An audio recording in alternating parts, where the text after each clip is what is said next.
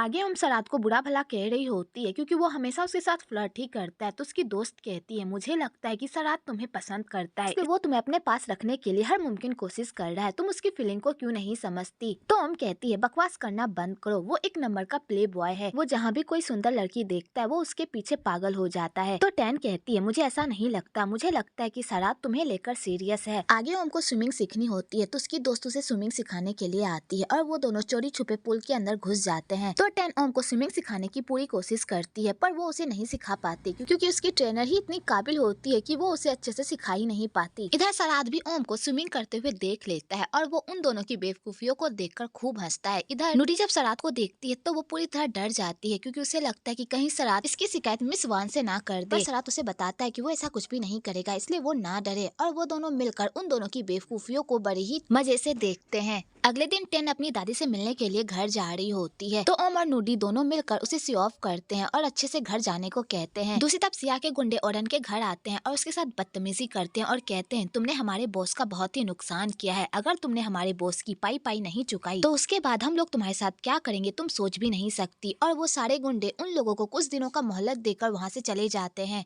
आगे बैंक इन सब की वजह से बहुत ही डर जाती है और वो अपनी बेटी से पूछती है कि अब हम आगे क्या करेंगे। तो ओरन कहती है, हमें जल्द से जल्द ओम को ढूंढना होगा ताकि मैं उसे सिया के पास भेज सकूं, तभी हमें इन सब से छुटकारा मिलेगा। दूसरी तरफ सरात काम के बहाने से ओम के साथ फ्लर्ट करता है और उसके करीब जाने की कोशिश करता है। तो ओम का भी ये सब देखकर धीरे धीरे मन डोलने लगता है और सरात ये सब नोटिस करता है, इसलिए वो जानबूझकर उसके करीब जाता है। आगे ओम के दिल में भी सरात को लेकर घंटियां बजने लगती है और उसे धीरे धीरे सरात से प्यार होने लगता है। दूसरी तरफ मिस्टर चोई नैना पर लाइन मारने का एक मौका नहीं छोड़ते और उसे सेड्यूस करने की कोशिश करते हैं, पर नैना उसे भाव ही नहीं देती क्योंकि नैना उसे अपना सिर्फ एक अच्छा दोस्त समझती है। और मिस्टर चोई ये सब जानते हैं और मिस्टर चोई को ये सब पता भी होता है, फिर भी वो उसका पीछा नहीं छोड़ते और उसे पटाने की कोशिश करते रहते हैं। दूसरी तरफ टेन अपने घर वापस आ रही होती है कि तभी रास्ते में उसकी मुलाकात ओरन से हो जाती है। तो ओरन जैसे ही टेन को देखती है तो वो टेन से ओम के बारे में पूछताछ करने लगती है, पर टेन उसे कुछ भी नहीं बताती ओम के बारे में क्योंकि उसे ओरन की फितरत पता होती है। तो ओरन को बहुत ही गुस्सा आता है और वो टेन को बुरा भला कहने लगती है, पर टेन को उसकी बातों से कोई फर्क नहीं पड़ता, उल्टा वो उसे चार बातें सुनाकर वहाँ से चली जाती है। लेकिन तभी ओरन के हाथ में एक हुकुम का इक्का लग जाता है जिससे उसे पता चल जाता है कि ओम कहाँ पर है। आगे टेन घर आती है और उस पैम्पलेट को खोज रही होती है पर उसे वो पैम्पलेट नहीं मिलता। तो वो समझ जाती है कि वो पैम्पलेट ओरन के पास है और उसे पता चल गया है कि ओम कहाँ पर है। तो वो ये बात जानकर पूरी तरह परेशान हो जाती है और अपनी दादी से भी इस बात को शेयर करती है। तो उसकी दादी कहती है,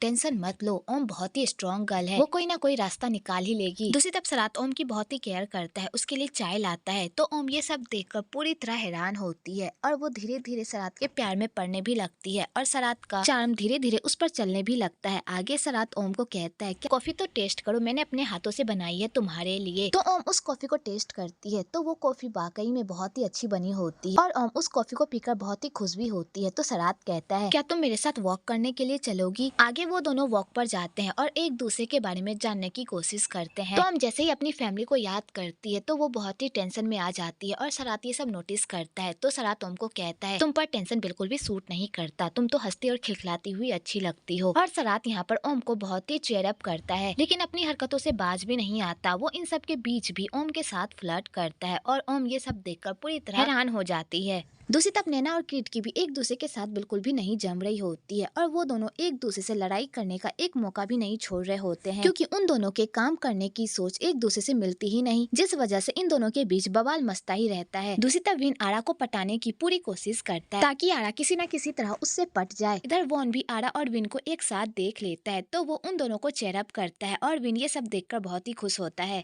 आगे सरात आरा का लाया हुआ केक जाकर नूडी को दे देता है तो नूडी उस केक को देखकर बहुत ही खुश हो जाती है। तो ओम को ये सब देखकर बहुत ही अच्छा लगता है। आगे सरात ओम को कहता है, तुम स्विमिंग सीखना चाहती हो ना, तो आज रात स्विमिंग पूल पर आ जाना, मैं तुम्हें स्विमिंग सिखाऊंगा। तो ओम कहती है, इसकी कोई जरूरत नहीं है। तो सरात कहता है, जैसा मैं कह रहा हूँ वैसा ही करना, आज रात मैं तुम्हारा स्विमिंग पूल पर इंतजार करूंगा, इसलिए आ जाना, ठीक है? और सरात ये कहकर वहाँ से चला जाता है। आगे सरात स्विमिंग पूल पर ओम का इंतजार कर रहा होता है पर ओम नहीं आती तो सरात को बहुत ही बुरा लगता है कि तभी उधर से ओम आती है। तो सरात जैसे ही ओम को देखता है तो वो बहुत ही खुश हो जाता है। आगे सरात ओम को स्विमिंग सिखाने से पहले उससे कसरत करवाता है ताकि वो स्विमिंग अच्छे से कर सके। लेकिन इन सब के बीच भी वो उसके साथ रोमांस करने से पीछे नहीं हटता। उसके बाद सरात ओम को स्विमिंग सिखाता है, पर स्विमिंग सिखाना तो एक बहाना होता है, बंदे को बंदी के करीब जाना होता है। वेल आपको यहाँ पर इन दोनों का क्यूट सा रोमांस भी देखने को मिलेगा। आगे ओम भी धीरे धीरे सरात के बारे में ही सोचने लगती है और उसके बारे में सोच सोच कर स्माइल करती है। दूसरी तरफ सरात का भी यही हाल होता है, वो भी ओम के बारे में सोच सोच कर स्माइल करता है। अगले दिन ओम की तबीयत खराब हो जाती है तो नूडी को अपनी बहन की ऐसी हालत नहीं देखी जाती, तो वो अपनी बहन के लिए मेडिसिन लेकर आती है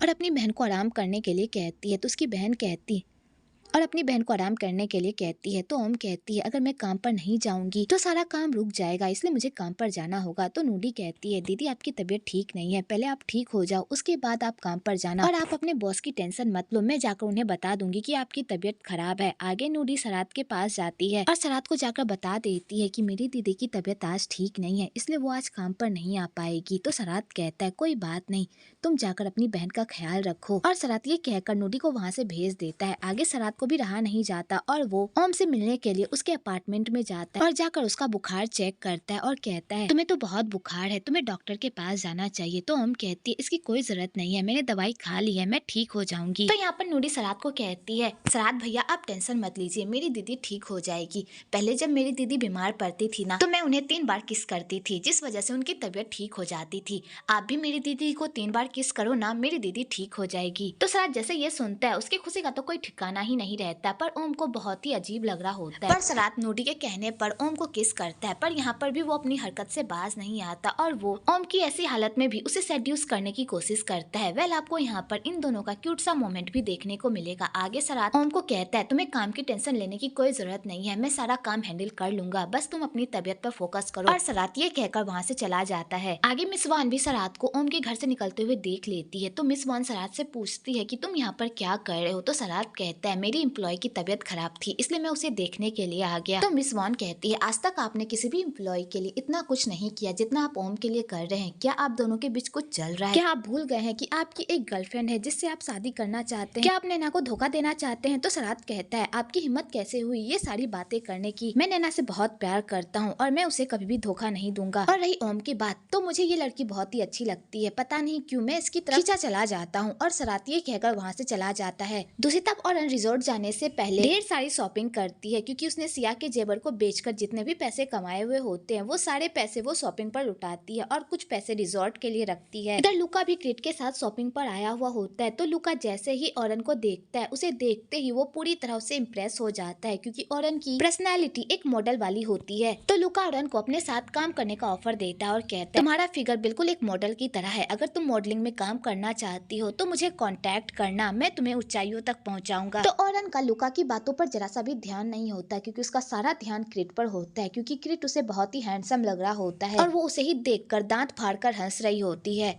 आगे ऑरन अपनी माँ के साथ रिजॉर्ट आती है और वहाँ जाकर अपनी अमीरगिरी झाड़ती है और सारे स्टाफ को भी उसके कपड़े और उसके पर्सनैलिटी से ऐसा ही लगता है कि वो लोग बहुत ही अमीर खानदान से है, इसलिए वो लोग उसे अच्छे से ट्रीट करते हैं और वो लोग भी अपने पैसों का शो ऑफ करने से पीछे नहीं हटते। आगे बैंक उस होटल की इतनी मेहमान नवाजी देखकर तो पूरी तरह इम्प्रेस हो जाती है और वो उस होटल से क्या क्या चुरा कर ले जाएगी वो उसकी प्लानिंग भी करने लगती है। तो ऑरन कहती है मॉम यहाँ पर हम ओम को ढूंढने के लिए आए हैं, हमें उस पर फोकस करना चाहिए। तो बैंक कहती है मैं भी तो उसे ही ढूंढ रही हूँ, लेकिन अगर मुझे उसके साथ साथ ये सारे बेनिफिट्स भी मिल रहे हैं तो मैं इसे लेने से पीछे क्यों हटूं, इसलिए तो मैंने लिस्ट भी बना ली है कि मैं इस होटल से जाने से पहले क्या क्या चोरी करूंगी। तो ऑरन अपनी माँ की ऐसी बेवकूफ भरी बातें सुनकर पूरी तरह परेशान हो जाती है और वो अपना मूड फ्रेश करने के लिए बीच पर जाती है जहाँ पर उसकी मुलाकात सरात से होती है। तो औरन जैसे ही सरात को देखती है वो उसके बॉडी और फेस को देखकर पूरी तरह उस पर लट्टू हो जाती है और वो उसे अपना दूल्हा बनाने के ख्वाब सजाने लगती है। दूसरी तरफ सरात का फोन बार बार बज रहा होता है और ओम ये सब देखकर पूरी तरह परेशान हो जाती है। तो वो सरात का फोन लेकर उसके पास जाती है। इधर बैंग अपने चोरी वाले काम में लग जाती है और वहाँ के सामान को चोरी करने की कोशिश करती है, लेकिन तभी मिस वान उसे ये सब करते हुए देख लेती है और उससे पूछती है कि आप ये सब क्या कर रही हैं। तो बैंग बहाना बनाने लगती है कि वो तो बस इसे देख रही थी और बैंग अपनी चुपी चुपी बातों से बात को टाल देती है। उसके बाद बैंग अपनी बेटी औरन के पास जाती है और उसे पूछती है कि तुम यहाँ पर क्या कर रही हो। तो औरन बताती है, मॉम इस लड़के को देखो, ये लड़का कितना हॉट है, अगर मेरी इससे शादी हो गई तो मेरी लाइफ तो सेट हो जाएगी। तो बैंग कहती है,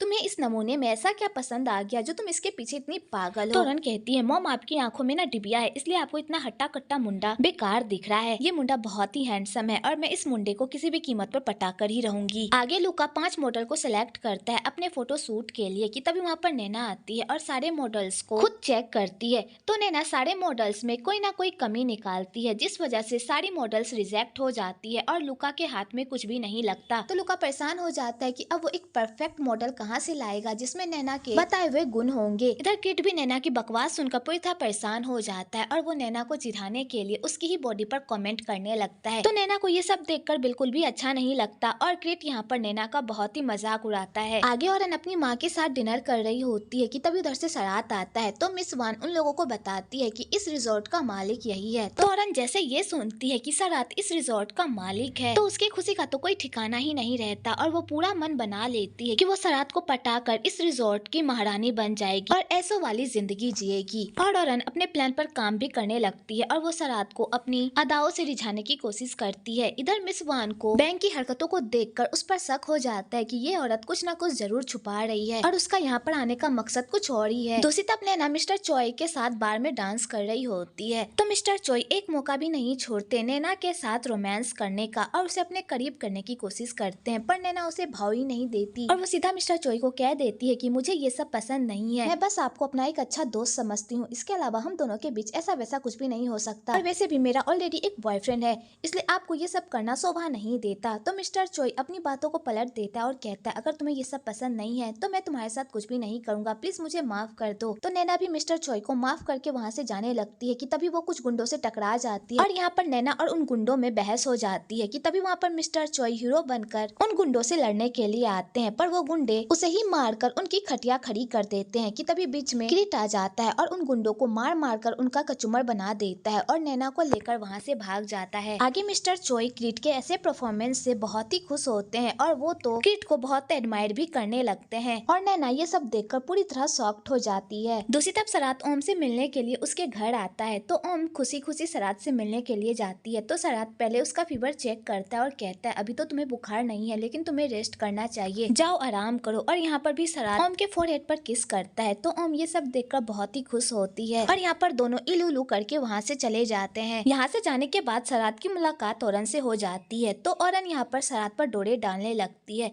तो सरात भी कहाँ पीछे हटने वालों में से होता है, क्योंकि सरात को जब भी कोई खूबसूरत लड़की देखती है और वो जो खुद उसे लाइन मार रही होती है तो सरात ऐसी लड़कियों को अपने हाथ से जाने नहीं देता और वो भी उसके साथ इलू करने लगता है। लेकिन तभी वहाँ पर औरन की माँ जाती है इन लोगों के इलू में भंग डालने के लिए। तो औरन को अपनी माँ पर बहुत ही गुस्सा आता है क्योंकि वो गलत टाइम पर वहाँ पर पहुंची होती है। इधर विन भी सरात को ये हरकत करते हुए देख लेता है और वो सरात को कहता है, भाई कम से कम किसी लड़की को छोड़ भी दिया करो, हर लड़की के साथ सोना क्या तुम्हारी हैबिट बन गई है। तो सरात कहता है, मैंने उस लड़की को सेड्यूस नहीं किया था बल्कि वो लड़की मुझे सेड्यूस कर रही थी और वैसे भी मेरे चार्म का जादू ही ऐसा है कि कोई लड़की मुझसे बच ही नहीं पाती, इसमें मेरी क्या गलती है। तो विन कहता है, भाई तुम्हारी यही हरकत एक दिन तुम्हें मरवा कर रहेगी, तू देख लेना। अगले दिन बैंक नाश्ता कर रही होती है तो नूडी बैंक को देख लेती है तो वो जैसे ही बैंक को देखती है वो पूरी तरह डर जाती है और वो अपनी बहन को जाकर बताती है कि बैंक इस रिजॉर्ट में है। तो हम जैसे ये बात सुनती है वो पूरी तरह शॉक्ड हो जाती है और ये दोनों बहनें बात कर ही रही होती है कि तभी वहाँ पर मिस वान आ जाती है और उन्हें लगता है कि ओम काम करने के बजाय अपनी बहन के साथ गप्पे मार रही है, जिस वजह से मिस वान उन दोनों को खूब खड़ी खोटी सुनाती है, जिसे सुनकर नूडी रोने लगती है। आगे मिस वान उन लोगों को खड़ी खोटी सुनाकर वहाँ से चली जाती है तो ओम नूडी को संभालती और कहती है, उनकी बातों को दिल पर मत लगाओ, मैं हूँ ना तुम्हारे साथ। और यहाँ पर ओम अपनी बहन को शांत करती है। दूसरी तरफ सियाग के गुंडे ओम के पापा को जान से मारने की धमकी देते हैं और कहते हैं, अगर तुमने हमारा पैसा जल्द से जल्द नहीं लौटाया तो हम तुम्हारे साथ क्या करेंगे तुम सोच भी नहीं सकते। और यहाँ पर इन दोनों में जमकर लड़ाई भी होती है और सियाग के गुंडे ओम के पापा को घायल करके वहाँ से चले जाते हैं। इधर टैन भी ओम के पापा को देखने के लिए घर के अंदर आती है क्योंकि उसने गुंडों को बाहर जाते हुए देख लिया होता है। तो ओम के पापा टैन से पूछते हैं कि मेरी बेटी कहाँ पर है,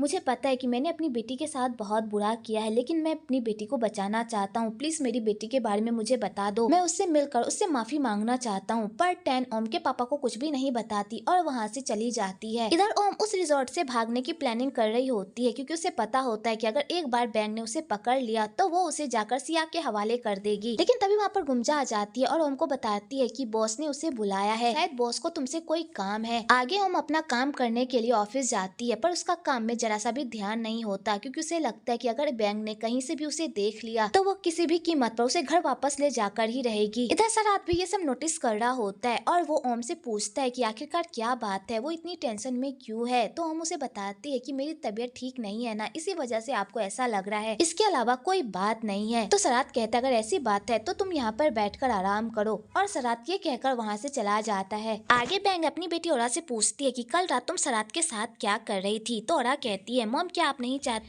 चाहती कि आपका होने वाला दामाद एक अमीर खानदान का हो, मैं उसी को पटाने में लगी थी लेकिन आपने मेरा सारा प्लान बर्बाद कर दिया। तो बैंक कहती है हम यहाँ पर ओम और नूडी को ढूंढने के लिए आए हैं, ना कि ये सब करने के लिए। तो ओरन कहती है मॉम आप जाकर ओम को ढूंढो, मैं तो अपने प्यार को ढूंढूंगी और उसे जल्द से जल्द अपना बनाकर इस रिजॉर्ट की महारानी बन जाऊंगी और उसके बाद ऐसो वाली जिंदगी जीऊंगी। तो बैंक ओरा के ऐसे ख्वाबों को सुनकर तो पूरी तरह हैरान हो जाती है। आगे बैंक मिस वान से बातों ही बातों में ओम और नूडी के बारे में पूछती है। तो मिस वान कहती है आप किसके बारे में बात कर रही हैं, मुझे कुछ भी समझ में नहीं आ रहा। तो बैंक यहाँ पर असली माँ बनने की नौटंकी करती है और कहती है मैंने अपनी बेटी को जरा सा डांट क्या दिया, वो घर छोड़कर भाग गई और अपने साथ अपनी छोटी बहन को भी लेकर चली गई है। मैं उसे ही ढूंढने के लिए यहाँ पर आई हूँ, मुझे अपनी बेटी नहीं मिल रही। अगर आपको मेरी बेटी के बारे में कुछ भी पता चले तो प्लीज मुझे बताइएगा। तो मिस वान जैसे ये सुनती है तो वो समझ जाती है कि बैंक औरन और नूडी के बारे में ही बात कर रही है, पर वो ये बात बैंक को नहीं बताती कि उसे उसकी बेटियों के बारे में पता है कि वो कहाँ पर है। आगे मिस वान सरात के पास जाती है और वहाँ जाकर वो ओम की चुगली करती है कि ओम अपने घर से भाग आई है। तो सरात जैसे ये सुनता है वो पूरी तरह शॉक्ड हो जाता है और वो सीधा ओम के पास जाता है और उससे पूरी सच्चाई जानने की कोशिश करता है कि आखिरकार ये सब क्या चल रहा है। तो ओम सरात को पूरी सच्चाई बता देती है और कहती है बैंक मेरी सौतेली माँ है, मेरी सौतेली माँ अपना कर्जा उतारने के लिए मुझे एक गुंडे के हाथ बेच रही थी, इसलिए मैंने अपनी इज्जत बचाने के लिए वो घर छोड़ दिया और वहाँ से अपनी बहन को लेकर भाग गई। तो सरात जब ओम की ऐसी पेनफुल स्टोरी सुनता है तो उसे ओम के लिए बहुत ही बुरा लगता है और वो ओम को कहता है अब तुम्हें डरने की कोई जरूरत नहीं है, अब कोई भी तुम्हें कभी भी नुकसान नहीं पहुँचा पाएगा क्योंकि मैं तुम्हारे साथ हूँ, मैं तुम्हारी रक्षा करूंगा क्योंकि तुम मेरे लिए बहुत ही स्पेशल हो और मैं तुम्हें नहीं खोना चाहता, इसलिए तुम निश्चिंत हो जाओ। तो ओम ये सब सुनकर शांत हो जाती है। इधर नूडी बाहर में बैठकर रो रही होती है कि तभी वहाँ पर वॉन आता है और नूडी का लटका हुआ चेहरा देखकर उससे पूछता है कि आखिरकार क्या बात है। तो नूडी उसे पूरी बात बता देती है। तो वॉन जैसे ये सारी बातें सुनता है तो वो पूरी तरह शॉक्ड हो जाता है और वो नूडी को कहता है तुम शांत हो जाओ, मैं तुम्हारी दीदी को कुछ भी होने नहीं दूंगा, मैं उनकी रक्षा करूंगा। आगे वॉन ओम के पास जाता है और कहता है मुझे तुम्हारे बारे में सारी सच्चाई पता चल गई है, लेकिन तुम्हें यहाँ से भागने की कोई जरूरत नहीं है। अगर तुम्हें यहाँ पर डर लग रहा है तुम मेरे साथ मेरे घर चलो, वहाँ पर तुम्हें कोई भी कुछ भी नहीं करेगा, तुम वहाँ पर सेफ रहोगी। तो ओम कहती है इसकी कोई जरूरत नहीं है, मैं अपना ख्याल रख सकती हूँ। तो वॉन कहता है मैं तुम्हारा दोस्त हूँ, मैं तुम्हारे लिए इतना भी नहीं कर सकता। और यहाँ पर ये दोनों बात कर ही रहे होते हैं कि तभी वहाँ पर सरात आ जाता है और उन दोनों को इस तरह एक साथ देखकर उसे बहुत ही गुस्सा आता है और वो वॉन से पूछता है तुम यहाँ पर क्या कर रहे हो। तो वॉन उसे पूरी बात बता देता है कि उसे ओम की पूरी सच्चाई पता है। तो सरात जैसे ये सुनता है कि वॉन को भी ओम की पूरी सच्चाई पता है, उसे तो मरी का दौरा ही पड़ जाता है और वो वॉन को कहता है ओम मेरी गर्लफ्रेंड है, मैं उसका ख्याल अच्छे से रख सकता हूँ, तुम्हें इसके लिए फिक्र करने की कोई जरूरत नहीं है। और सरात ये कहकर वॉन को वहाँ से भगा देता है। उसके बाद ओम सरात को अपने रूम में लेकर जाता है और कहता है जब तक तुम्हारी सौतेली माँ यहाँ से नहीं चली जाती तब तक तुम इसी रूम में रहोगी। तो ओम कहती है मैं तुम्हारे साथ इस रूम में कैसे रह सकती हूँ, लोग हमारे बारे में बातें बनाएंगे, मुझे यहाँ से जाने दो। तो सरात कहता है तुम यहाँ से जाकर वॉन के घर में रहना चाहती हो ना, इसलिए तुम यहाँ से जाना चाहती हो ना, लेकिन याद रखना मैं तुम्हें यहाँ से जाने नहीं दूंगा। तो ओम कहती है ऐसी कोई बात नहीं है, मैं बस यहाँ पर इसलिए नहीं रहना चाहती क्योंकि अगर मैं यहाँ पर रह गई तो लोग हमारे बारे में बातें बनाएंगे। तो सरात कहता है मुझे इससे कोई फर्क नहीं पड़ता, मेरे लिए तुम्हारी सेफ्टी ज्यादा इंपॉर्टेंट है, अगर तुम्हें सच में यहाँ पर नहीं रहना तो मैं खुद ब खुद तुम्हें बाहर छोड़ आता हूँ। और सरात उसे जबरदस्ती बाहर छोड़ने के लिए जाने लगता है। तो ओम पूरी तरह डर जाती है और कहती है ठीक है मैं यहीं पर रहूंगी। और ओम रुक जाती है और सरात उसे रूम में बंद करके वहाँ से चला जाता है। दूसरी तरफ नैना को फिर से कोई मॉडल पसंद नहीं आती तो लुका कहता है मेरी नजर में एक मॉडल है जो बिल्कुल हमारे सूट के लिए परफेक्ट है। तो नैना कहती है अगर ऐसी बात है तो उसे कॉल लगाओ ना। तो लुका औरन को कॉल करता है और उसे मॉडलिंग के लिए सुबह अपने ऑफिस आने को कहता है। तो औरन भी मॉडलिंग करने के लिए मान जाती है और वो लोग ये न्यूज सुनकर बहुत ही खुश होते हैं। आगे नैना काम करके जाने लगती है तो उन लोगों ने जो 2 टैक्सी बुलाई होती है उसमें से एक टैक्सी वाले ने कैंसिल कर दिया होता है, जिस वजह से नैना और क्रिट को एक ही टैक्सी में जाना पड़ता है। तो टैक्सी के अंदर भी ये दोनों कुत्ते बिल्ली की तरह एक दूसरे से लड़ते रहते हैं और नैना को क्रिट की बातों से इतना गुस्सा आ जाता है कि वो क्रिट को टैक्सी से बाहर निकाल देती है और उसे आधे रास्ते में ही छोड़कर वहाँ से चली जाती है। तो क्रिट को नैना पर बहुत ही गुस्सा आता है। आगे नैना खुशी खुशी घर जाती है कि तभी वहाँ पर क्रिट आ जाता है और गुस्से से जाकर वो नैना को जबरदस्ती किस कर लेता है। तो नैना ये सब देखकर तो देखते ही रह जाती है। आगे क्रिट नैना को कहता है तुमने मेरे साथ बहुत ही गलत किया, जिसकी सजा मैंने तुम्हें आकर दी। तो नैना इस बात पर क्रिट को मारने लगती है। तो क्रिट उसे शांत करने के लिए फिर से उसे जबरदस्ती किस कर लेता है और नैना फिर से देखते ही रह जाती है। आगे क्रिट नैना को कहता है अगली बार मुझसे पंगा लेने से पहले इस किस के बारे में जरूर सोचना। अगली बार अगर तुमने मेरे रास्ते में टांग अड़ाने की कोशिश की तो उसके बाद मैं तुम्हारे साथ क्या करूंगा तुम सोच भी नहीं सकती। और क्रिट उसे चिढ़ाकर वहाँ से चला जाता है और नैना का गुस्सा 7वें आसमान पर पहुँच जाता है। आगे सराज जबरदस्ती ओम के रूम में घुस जाता है और उसके साथ जबरदस्ती करता है और कहता है तुम्हारा बॉयफ्रेंड तो मैं हूँ ना, तुम्हें मुझे अपनी सारी बातें बतानी चाहिए थी,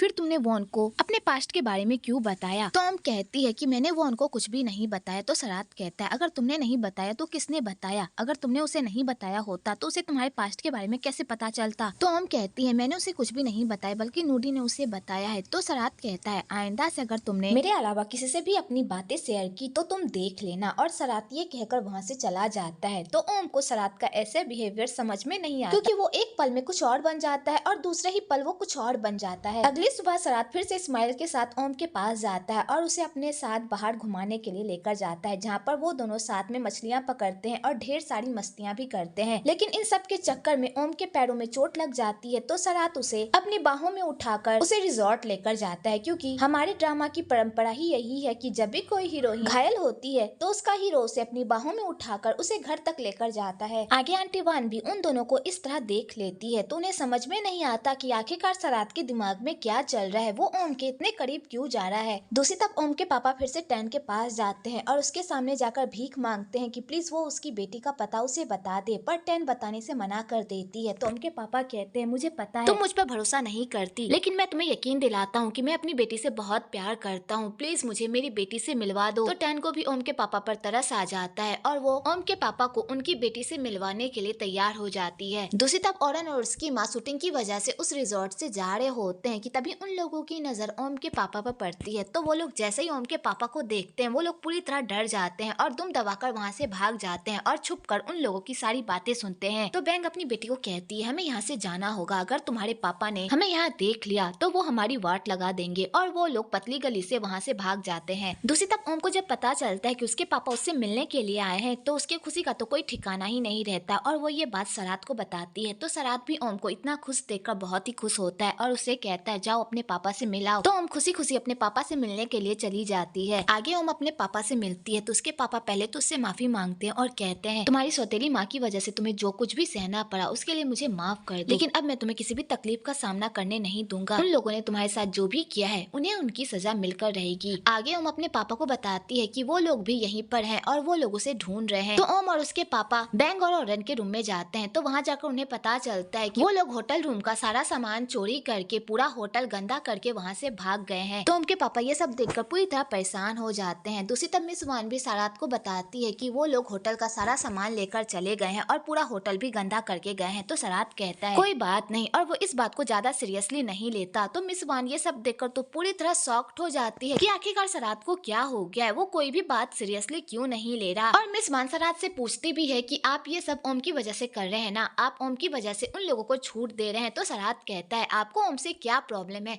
आपने जानबूझकर ओम के द्वारा ये फोटो भिजवाई ना ताकि मैं ओम पर भड़कूं और हम दोनों की लड़ाई हो जाए। आपको क्या लगता है मुझे ये सब पता नहीं चलेगा, लेकिन याद रखना अगर आइंदा से आपने ऐसी कोई भी हरकत की तो मैं आपको माफ नहीं करूंगा। तो मिस वान के पास इस बात का कोई जवाब नहीं होता और वो बिना जवाब दिए वहाँ से चली जाती है। आगे ओम के पापा नूडी से मिलते हैं तो नूडी अपने पापा को देखकर बहुत ही खुश होती है। आगे वो तीनों साथ में बहुत ही अच्छा टाइम स्पेंड करते हैं और वो और आरा भी उन लोगों की हेल्प करती है और उन लोगों का बहुत ही अच्छे से ख्याल भी रखती है। दूसरी तरफ सरात ओम का इंतजार कर रहा होता है क्योंकि बहुत ही देर हो चुकी होती है और ओम घर वापस नहीं आई हुई होती है कि तब इधर से टैन आती है और वो सरात को बताती है कि ओम अपने पापा के साथ वॉन के घर गई है। तो सरात जैसे ये सुनता है कि ओम वॉन के साथ है उसे तो मिर्गी का दौरा ही पड़ जाता है। आगे वॉन उन लोगों को घर छोड़ने के लिए आता है और उन लोगों को घर छोड़कर वहाँ से चला जाता है और ये सब सरात देख लेता है। तो सरात को बहुत ही गुस्सा आता है जब भी ओम के करीब कोई भी लड़का जाता है। आगे ओम अपने पापा को सरात से इंट्रोड्यूस करवाती है। तो सरात जैसे ही ओम के पापा को देखता है, उसे देखते ही उसे बहुत बड़ा सदमा लग जाता है, क्योंकि ओम के पापा वही आदमी होते हैं जिसके साथ सरात की मॉम भागी थी। तो सरात अपने सामने अपने गुनहगार को देखकर पूरी तरह गुस्से में आ जाता है, पर वो कोई भी रिएक्ट नहीं करता और गुस्से से वहां से चला जाता है। आगे सरात अपने रूम में जाता है और अपने सामानों के साथ आगे सरात रूम में जाता है और अपने सामानों पर अपना सारा गुस्सा निकालता है और अपने आप को कोसता है कि वो अपने दुश्मन की बेटी के साथ कैसे प्यार कर सकता है, जिसके पापा ने उसकी पूरी लाइफ बर्बाद कर दी। उनके पापा की वजह से उसकी मॉम उसे और उसके पापा को छोड़कर हमेशा हमेशा के लिए भाग गई थी और उसके पापा यही सदमा बर्दाश्त नहीं कर पाए, जिस वजह से उनकी मौत हो गई और उसे अनाथों वाली लाइफ जीनी पड़ी। तो सरात अपने पास्ट को याद करके बहुत ही सैड हो जाता है और अपना सारा गुस्सा खुद पर निकालता है। आगे हम सरात के लिए स्पेशल कॉफी बनाकर लेकर जाती है कि तभी उधर से सरात आता है। तो सरात जैसे ही ओम को देखता है तो उसका गुस्सा 7वें आसमान पर पहुंच जाता है, क्योंकि उसका प्यार उसकी नफरत पर भारी पड़ रहा होता है। और यहाँ पर ओम भी अपने पापा के बारे में सरात से ढेर सारी बातें करती है, जिस वजह से सरात को और मिर्गी का दौरा पड़ जाता है। दूसरी तरफ नैना ऑफिस में आती है तो उसकी मुलाकात क्रिट से हो जाती है। तो यहाँ पर क्रिट नैना को टीज करने से बाज नहीं आता और उसे उस किस को लेकर खूब टीज करता है। तो बेचारी नैना उसकी बातों को सुनकर तो पूरी तरह तंग हो जाती है, पर क्रिट को ये सब करके बहुत ही मजा आता है। आगे औरन भी शूटिंग के लिए आ जाती है। तो मिस्टर चोई को औरन जरा से भी पसंद नहीं आती, पर नैना को औरन बहुत ही पसंद आती है और वो उसके साथ शूट करने के लिए मान जाती है। आगे शूटिंग स्टार्ट हो जाती है तो औरन यहाँ पर अपना जलवा बिखेरती है और सारे लोगों को उसका अंदाज बहुत ही पसंद आता है, सिवाय मिस्टर चोई के, और वो औरन के मॉडलिंग के खिलाफ होते हैं। तो औरन को ये सब सुनकर बहुत ही बुरा लगता है और वो भी कहती, अगर आप लोगों को मेरा काम पसंद नहीं है तो मुझे भी आप लोगों के साथ कोई काम नहीं करना, और वो गुस्से से वहां से चली जाती है। आगे औरन गुस्से से घर जा रही होती है कि तभी वो मिस्टर चोई की गाड़ी से टकरा जाती है। तो औरन यहाँ पर मिस्टर चोई पर डोरे डालने लगती है, क्योंकि उसे पता होता है कि मिस्टर चोई बहुत ही अमीर आदमी है। अगर वो उसे अपने प्यार के जाल में फंसा ले तो वो मिस्टर चोई के जरिए से अमीर बन सकती है, और औरन इसी प्लान में लग जाती है। दूसरी तरफ क्रिट अपनी हरकतों से बाज नहीं आता और वो बार बार नैना के करीब जाकर उसके साथ फ्लर्ट करता है, और नैना को ये सब बिल्कुल भी पसंद नहीं आता, पर क्रिट को तो ये सब करने में मजा आ रहा होता है। आगे सराट डिसाइड कर लेता है कि वो ओम के पापा को भी उसी दर्द से गुजारेगा जिस दर्द से वो गुजरा है, और वो ओम के पापा से बदला लेने के लिए प्लान बनाने लगता है, पर उसे कोई भी तरीका नहीं सूझता ओम के पापा से बदला लेने का। लेकिन तभी भगवान उसके ऊपर एक चमत्कार करते हैं, जहाँ पर ओम अपने मुंह से ही जाकर सरात को बता देती है कि उसके पापा पर बहुत सारा कर्जा है और सिया के गुंडे उनके जान के पीछे भी पड़े हुए हैं, इसलिए वो कुछ दिनों के लिए यहीं पर रहने वाले हैं। तो सरात जैसे ये सुनता है उसके हाथों में तो हुकुम का इक्का आ जाता है, जिसका इस्तेमाल करके वो ओम के पापा से बदला ले सकता है। अगले दिन ओम अपनी फैमिली के साथ बहुत ही अच्छा टाइम स्पेंड कर रही होती है और वहाँ पर वोन भी आता है उन लोगों को सपोर्ट करने के लिए। इधर जब सरात वोन और ओम को इतने करीब देखता है तो उसे बहुत ही जलन होती है, क्योंकि वो कभी भी ओम के करीब किसी भी लड़के को नहीं देख सकता। दूसरी तरफ औरन अपने हुस्न के जाल से मिस्टर चोई को अपने साथ बांध लेती है और उन्हें बताती है कि कल रात उन दोनों के बीच इलू इलू हुआ। तो मिस्टर चोई जैसे ये सुनते हैं उनके तो होश ही उड़ जाते हैं और वो कहते हैं, मुझे नहीं लगता कि हम दोनों के बीच ऐसा वैसा कुछ हुआ है। तो औरन कहती है, क्या मैं आपसे झूठ बोलूंगी? और यहाँ पर औरन मिस्टर चोई को वन नाइट स्टैंड का बहाना देकर उसके साथ रिलेशनशिप में आ जाती है, और बेचारा मिस्टर चोई ये सब देखकर पागल हो रहा होता है। आगे नैना अंडर वाटर शूटिंग कर रही होती है तो वो बहुत ही अच्छा परफॉर्म करती है और क्रिट ये सब देखकर बहुत ही खुश होता है। आगे क्रिट का दिल भी धीरे धीरे नैना की तरफ अट्रैक्ट होने लगता है और उसे भी नैना से सच्चा वाला इश्क होने लगता है। आगे ओम काम कर रही होती है कि तभी वहाँ पर वोन आ जाता है और यहाँ पर ये दोनों आपस में बातें करने लगते हैं, और इन दोनों को बात करते हुए सरात देख लेता है। तो सरात को फिर से मिर्गी का दौरा पड़ जाता है और वो जाकर ओम की क्लास लगाता है और कहता है, तुम यहाँ पर काम करने के लिए आई हो कि गप्पे मारने के लिए? जाकर काम करो। और वो वोन को भी वहाँ से जाने को कहता है। आगे ओम ऑफिस में आती है तो सरात कहता है, मेरे सर में दर्द है, आकर मेरा सर दबाओ। तो बड़े ही प्यार से उसका सर दबाती है तो सरात को भी आराम मिलता है और वो रिलैक्स हो जाता है। लेकिन तभी उसे पास्ट की बातें भी याद आने लगती है कि जब उसके पेरेंट्स उसके ही सामने लड़ा करते थे और एक दूसरे के साथ मिसबिहेव किया करते थे, और हमेशा उसके पापा लड़ाई करने के बाद बीमार पड़ जाते थे, और हमेशा सरात को लगता था कि उसके पापा ही सही हैं और उसकी मॉम गलत है। आगे सरात को जैसे ही पास्ट की बातें याद आती है तो उसका मूड तो पूरी तरह चढ़ जाता है और वो अपना सारा गुस्सा ओम पर निकालता है। लेकिन दूसरे ही पल वो उसके साथ प्यार वाली बातें करने लगता है और कहता है, मैं तुमसे बहुत प्यार करता हूँ, मैं तुम्हें किसी और के साथ नहीं देख सकता, इसलिए प्लीज कभी भी मुझे छोड़कर मत जाना। और ये दोनों प्यार भरी बातें कर ही रहे होते हैं कि तभी वहाँ पर विन आ जाता है और ओम वहाँ से चली जाती है। आगे विन सरात से पूछता है, भाई तू ये क्या कर रहा है? तुम्हारी ऑलरेडी एक गर्लफ्रेंड है जिससे तुम बहुत प्यार प्यार करते हो और नैना भी तुमसे बहुत प्यार करती है, तुम पर भरोसा करती है। क्या तुम उसका भरोसा तोड़ना चाहते हो? अगर तुम नैना को धोखा देने वाले हो या ओम की फीलिंग्स के साथ खेलने वाले हो तो अपना ये तांडव यहीं पर रोक दो। तो सराद कहता है तुम्हें इस मामले में पड़ने की कोई जरूरत नहीं है, मैं ये मामला खुद हैंडल कर लूंगा। तो विन को सराद की ऐसी हरकत बिल्कुल भी अच्छी नहीं लगती, तो वो नैना को कॉल करके बताने की कोशिश करता है पर वो नहीं बता पाता। आगे सराद ओम के पापा से बदला लेने के लिए उन्हें अपने पास बुलाता है और उनके साथ एक डील करता है और उन्हें कहता है मैं आपकी बेटी से बहुत प्यार करता हूँ, मैं पूरी जिंदगी उसका ख्याल रखूंगा और आपके ऊपर जो भी कर्जा है वो भी मैं चुकाने के लिए तैयार हूँ, इसलिए आप ओम और नूडी की फिक्र मत कीजिए, मैं उनका बहुत ही अच्छे से ख्याल रखूंगा। ये लीजिए चेक और जाकर उस सिया के मुंह पर मार दीजिए और अपनी लाइफ को आराम से गुजारिए। तो ओम के पापा उस चेक को एक्सेप्ट कर लेते हैं और जाकर अपनी बेटी को बताते हैं कि सराद ने उससे क्या क्या कहा। तो ओम ये सब सुनकर तो पूरी तरह खुश हो जाती है। तो उसके पापा कहते हैं सराद तुमसे बहुत प्यार करता है और वो तुम्हारी खुशी के लिए किसी भी हद तक जा सकता है, इसलिए उसका अच्छे से ख्याल रखना। आगे सराद अपने प्लान के मुताबिक ओम को प्रपोज कर देता है। तो ओम भी सराद के प्यार को एक्सेप्ट कर लेती है क्योंकि उसे लगता है कि सराद उससे सच्चा प्यार करता है। पर ओम को क्या पता सराद बस अपने बदले के लिए उसका इस्तेमाल कर रहा है। इधर ओम अपने प्यार के साथ नए नए सपने बुन रही होती है और दूसरी तरफ सराद अपने बदले के लिए नई नई प्लानिंग कर रहा होता है। अगले दिन ओम के पापा उन लोगों से अलविदा लेकर अपने घर वापस चले जाते हैं। उसके बाद सराद आंटी वान को ऑर्डर देता है कि ओम के साथ वो कोई भी सख्ती से पेश ना आए क्योंकि ओम उसकी गर्लफ्रेंड है, इसलिए वो उसका बहुत ही अच्छे से ख्याल रखे। और सराद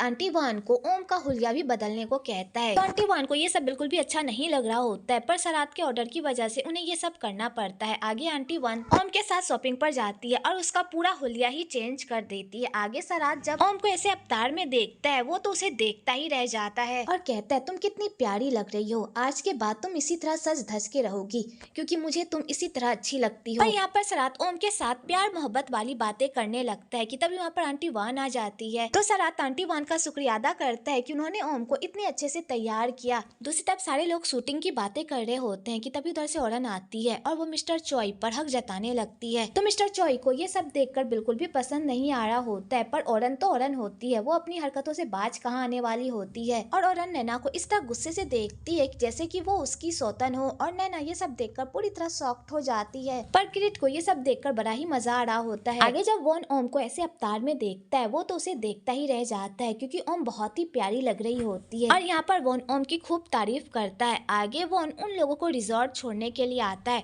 तो सराद फिर से उन दोनों को एक साथ देख लेता है, जिस वजह से उसे फिर से मृग का दौरा पड़ जाता है और वो फिर से ओम को खूब डांटता है और वो उनको वहाँ से जाने को कहता है। तो वॉन को सराद का बिहेवियर बिल्कुल भी अच्छा नहीं लगता और वो ओम को कहता है ये कितना रूड है, इसे तो बात करने की भी तमीज नहीं है। आगे सराद नैना से मिलने के लिए जाता है और उसे फिर से शादी के लिए प्रपोज करता है, पर नैना फिर से उसके प्रपोजल को ये कहकर रिजेक्ट कर देती है कि वो अभी शादी के लिए तैयार नहीं है और नैना सराद को अपनी प्यारी प्यारी बातों से समझा बुझाकर उसके घर वापस भेज देती है। आगे फिर से सराद वॉन और ओम को एक साथ देख लेता है और उसे फिर से मृगी का दौरा पड़ जाता है और वो फिर से ओम के कमरे में पहुंच जाता है और उसके साथ बदतमीजी करने लगता है और कहता है मैंने तुम्हें कितनी बार कहा है कि उस वॉन से दूर रहो, लेकिन तुम हमेशा उसके ही इर्द गिर्द घूमती रहती हो, क्या वो वॉन तुम्हें इतना पसंद आ गया है जो तुम उसके सामने इतनी खिलखिलाकर हंसती हो। और यहाँ पर सराद ओम को खूब डांटता है तो ओम भी सराद के ऐसे बिहेवियर से पूरी तरह तंग आ जाती है और वो भी नाराज हो जाती है। तो सराद जैसे ही देखता है कि ओम उसके खिलाफ जा रही है वो तुरंत अपना मूड चेंज कर लेता है और उसके साथ प्यार मोहब्बत वाली बातें करने लगता है और कहता है मुझे बिल्कुल भी अच्छा नहीं लगता जब तुम दूसरे लड़कों से हंस हंस कर बातें करती हो, तुम सिर्फ मेरी हो, तुम्हारे हर मोमेंट पर सिर्फ मेरा हक है ना ही किसी और का। और सराद अपनी चुपड़ी चुपड़ी बातों से ओम को मना लेता है और उसके साथ रोमांस करने लगता है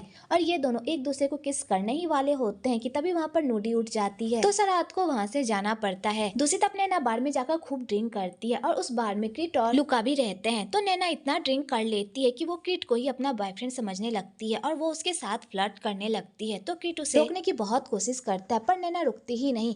तो क्रिट को नैना को घर छोड़ने के लिए जाना पड़ता है। आगे क्रिट नैना को घर छोड़कर जा रहा होता है पर नैना उसे जाने ही नहीं देती और उसे कसकर पकड़ लेती है। तो क्रिट अपने आप को छुड़ाने की बहुत कोशिश करता है पर नैना उसे नहीं छोड़ती। तो क्रिट को भी नैना की ऐसी मासूमियत को देखकर उस पर प्यार आ जाता है और वो उसे छोड़कर नहीं जाता और वो भी उसे हक करके वहीं पर सो जाता है। अगली सुबह जब नैना की नींद खुलती है और वो अपने पास किट को देखती है, वो तो पूरी तरह चौंक जाती है और वो उल्टा किट को ही बुरा भला कहने लगती है कि कल रात वो उसका फायदा उठाने की कोशिश कर रहा था। तो किट उसे समझाता है कि मैंने ऐसा कुछ भी नहीं किया, पर नैना उसकी बात ही नहीं सुनती, उल्टा उसे खूब मारती है। तो किट को भी गुस्सा आ जाता है और वो नैना को शांत करता है और कहता है, कल रात मैं तुमसे नहीं चिपक रहा था बल्कि तुम मुझसे चिपक रही थी, तुम मुझे सेड्यूस करने की कोशिश कर रही थी। वो तो तुम मेरा शुक्र मानो कि मैं तुम्हारी अदाओं पर नहीं पिघला। अगर मेरे अलावा कोई और मर्द यहाँ पर होता ना, वो कब का तुम्हारा फायदा उठा चुका होता। और किट ये कहकर वहाँ से चला जाता है। आगे सरात अपने और ओम के बीच के कबाब की हड्डी को हटाने के लिए वो ओम को सजेस्ट करता है कि वो नूडी को बोर्डिंग स्कूल में डाल दे ताकि उसकी लाइफ सुधर सके। तो ओम सरात के कहने पर नूडी को बोर्डिंग स्कूल में डालने के लिए मान जाती है। तो नूडी स्कूल जाने से मना कर देती है, पर ओम जबरदस्ती उसे अपने साथ लेकर जाने लगती है क्योंकि ये सब नूडी के फ्यूचर के लिए हो रहा होता है। पर नूडी को समझने को तैयार ही नहीं होती और वो खूब रोती है। तो सरात उसे बड़े ही प्यार से समझाता है और कहता है, तुम वहाँ पर पढ़ने के लिए जा रही हो, इसका मतलब ये नहीं है कि तुम अपनी दीदी से दूर हो गई हो।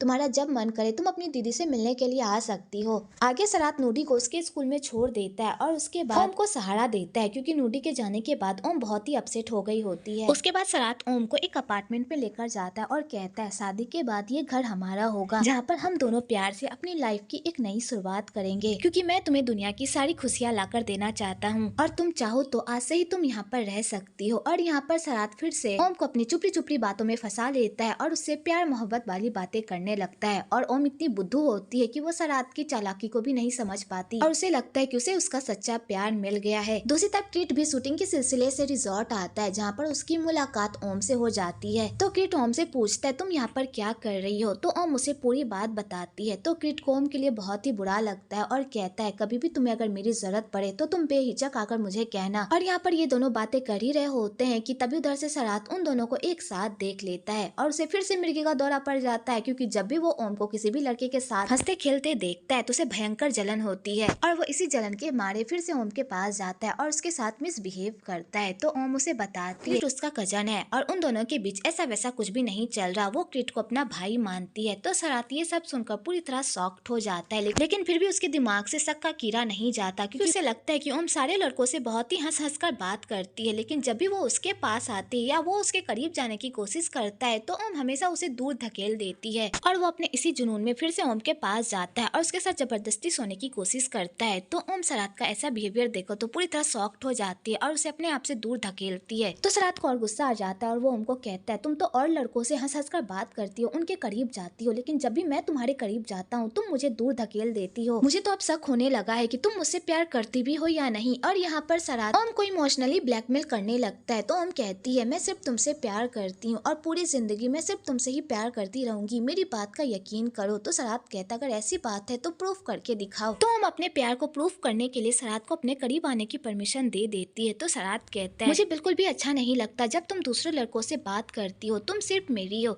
सिर्फ तुम मुझसे बात किया करो, ना कि दूसरों लड़कों से। तुम दूसरे लड़कों से दूर रहोगी क्योंकि जब भी मैं तुम्हें दूसरे लड़कों के साथ देखता हूँ तो मुझे बहुत ही जलन होती है और मुझे बहुत ही गुस्सा आता है, और जिस वजह से मैं अपने गुस्से पर कंट्रोल नहीं कर पाता और तुम्हारे साथ मिसबिहेव कर देता हूँ। तो हम कहती है, मैं तुमसे प्रॉमिस करती हूँ आइंदा से मैं लड़कों से दूर रहूंगी। और आगे यहाँ पर ये दोनों एक दूसरे के साथ प्यार मोहब्बत वाली बातें करने लगते हैं। अगर आप लोग रोमांस के दीवाने हैं तो आपको यहाँ पर भरपूर रोमांस देखने को मिलेगा। अगली सुबह ओम खुशी खुशी उठती है और वो सरात को ढूंढने के लिए बाहर जाती है। तो सरात उससे बिल्कुल भी अच्छी तरह से बात नहीं करता। तो ओम को सरात का ऐसा बिहेवियर देखकर बिल्कुल भी अच्छा नहीं लगता, पर वो ज्यादा माइंड नहीं करती कि तभी उधर से क्रिट ओम को देख लेता है और वो उसे हाई कहता है, पर ओम उसके हाई का रिप्लाई नहीं देती, उल्टा उसे इग्नोर करके वहाँ से चली जाती है। तो किट को समझ में नहीं आता कि आखिरकार ओम ने ऐसा क्यों किया, पर सरात ये सब देखकर बहुत ही खुश होता है। आगे ओम नैना की फोटो को देखकर उससे माफी मांगती है और कहती है, दिल पर किसी का भी जोर नहीं चलता, मैं सरात से बहुत प्यार करती हूँ और मैं उससे दूर नहीं रह सकती। उसके बाद ओम काम करने के लिए जाती है तो वहाँ के सारे वर्कर्स उसे टीज करते हैं और ओम ये सब देखकर स्माइल करती है। दूसरी तरफ नैना भी शूटिंग के सिलसिले में रिजॉर्ट आती है क्योंकि क्रिट जिस शूटिंग के लिए इस रिजॉर्ट में आया हुआ होता है उस शूटिंग की मेन मॉडल तो नैना ही होती है। तो सरात जैसे ही नैना को देखता है उसकी खुशी का तो कोई ठिकाना ही ही नहीं रहता और वो उसके साथ रोमांस करने लगता है। तो नैना उसे रोकती है और कहती है यहाँ पर ढेर सारे लोग हैं, वो हमें देख रहे हैं। तो सरात कहता है लोग देखते हैं तो देखने दो, दो प्यार करने वाले मिल रहे हैं, लोगों को तो देखना ही चाहिए। और यहाँ पर सरात नैना से रोमांस करने का एक मौका नहीं छोड़ता कि तभी उधर से आंटी वान आती है। तो सरात आंटी वान को बताता है कि ये मेरी गर्लफ्रेंड नैना है, इसलिए इसका अच्छे से ख्याल रखिएगा। और सरात ये कहकर नैना को वहाँ से लेकर चला जाता है। इधर ओम भी ये सारी बातें सुन लेती है, तो उसे ये सब सुनकर और देखकर तो बहुत बड़ा झटका ही लग जाता है। आगे सरात नैना को रूम में लेकर जाता है, तो यहाँ पर भी वो नैना के साथ रोमांस करने से पीछे नहीं हटता। अगर आप रोमांस के दीवाने हैं तो आपको इस ड्रामा में भरपूर रोमांस देखने को मिलेगा। आगे ये दोनों रोमांस फरमा ही रहे होते हैं कि तभी उधर से ओम नैना का सामान लेकर रूम के अंदर आती है। तो ओम जैसे ही उन दोनों को इतना करीब देखती है, उसके दिल के तो 100 टुकड़े ही हो जाते हैं। पर सरात को कोई फर्क नहीं पड़ता, वो जानबूझकर ओम को जलाने के लिए नैना के साथ फ्लर्ट करता है और बेचारी ओम का ये सब देखकर दिल टूटता जाता है। आगे ओम दिल की भड़ास निकालने के लिए बाहर जाकर खूब रोती है कि तभी उधर से मिस वान आती है और कहती है जब झोपड़ी की लड़की महलों की रानी बनने के सपने देखती है तो उसके साथ ऐसा ही होता है। अब तो तुम्हें तुम्हारी औकात पता चल गई होगी ना। सरात सर सिर्फ तुम्हारे साथ खेल रहे थे, क्योंकि उनका काम ही है सुंदर लड़कियों के साथ खेलना, जिस तरह उन्होंने तुम्हारे साथ खेला। तुम्हें क्या लगता है कि सरात सर तुम जैसी गरीब लड़की से शादी करेंगे? बिल्कुल भी नहीं। सरात सर तो नैना से प्यार करते हैं और वो नैना से ही शादी करेंगे। तुम्हें अपनी औकात नहीं भूलनी चाहिए। और यहाँ पर मिस वान ओम को उसकी औकात बताकर वहाँ से चली जाती है। दूसरी तरफ सरात ओम को रोता हुआ देख रहा होता है और उसे बहुत ही सुकून मिल रहा होता है ओम को इस तरह देखकर। वेल बेटा सरात, अभी तो तू बहुत हंस रहा है, लेकिन बाद में तू भी ओम ही की तरह रोएगा जब ओम तुझे माफ नहीं करेगी तुम्हारी इस हरकत की वजह से। आगे सरात ओम के पास जाता है और उसे अपनी चुपड़ी चुपड़ी बातों में फिर से फंसा लेता है और कहता है मैं सिर्फ तुमसे ही प्यार करता हूँ, मैं नैना से प्यार नहीं करता। लेकिन मैं एकाएक जाकर नैना को ये नहीं कह सकता कि मैं उससे ब्रेकअप करना चाहता हूँ, मुझे थोड़ा टाइम लगेगा उससे ब्रेकअप करने में। क्या तुम मुझे थोड़ा सा टाइम नहीं दे सकती? क्या तुम्हें हमारे प्यार पर भरोसा नहीं है? तो ओम भी सरात की चुपड़ी चुपड़ी बातों में आ जाती है और उस पर भरोसा कर लेती है। आगे सरात फिर से नैना के पास जाता है और उसके पास जाकर रोमांस करता है कि तभी उधर से ओम भी जा रही होती है। तो सरात ओम को चिढ़ाने के लिए नैना के करीब जाता है, उसे किस करता है। तो ओम को ये सब देखकर बिल्कुल भी अच्छा नहीं लगता और वो वहाँ से चली जाती है। तो सरात भी उसके पीछे जाता है। तो सरात के जाने के बाद क्रिट नैना के पास जाता है और उसके करीब जाकर उसके साथ फ्लर्ट करने की कोशिश करता है। तो नैना जैसे क्रिट को देखती है उसका गुस्सा तो 7वें आसमान पर पहुंच जाता है और वो क्रिट को मारकर वहाँ से भाग जाती है।